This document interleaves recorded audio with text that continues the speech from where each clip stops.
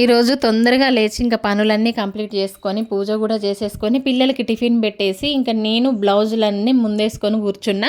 చలిగా ఉంది కదా, ఎండలో కూర్చొని ఇంకా ఎండలో కూర్చున్నట్టు ఉంటుంది. ఇంకా బ్లౌజులు కూడా హెమ్మింగ్ అయిపోతాయి. ఇంకా కబూర్లు చెప్పుకుంటూ మంచిగా బ్లౌజులు హెమ్మింగ్ చేసుకుంటూ ఉన్నా అనమాట. అసలు విషయం ఏంటంటే కొన్ని సార్లు ఎంతటి మేధావులకైనా కూడా మతిమరుపు అనేది ఆటోమేటిక్గా వచ్చేస్తుంది. ఈరోజు నాకు కూడా అలాగే వచ్చిందనమాట. ఇంతకు ఏం మతిమరుపు వచ్చింది అనుకుంటున్నారా? ఏం లేదండి, ఇంట్లో స్టవ్ మీద పాలు పెట్టినా అది మాత్రం నాకు గుర్తులేదు. మంచిగా కబుర్లు చెప్పుకుంటూ బ్లౌజులు హెమ్మింగ్ చేసుకుంటూ కూర్చున్నా.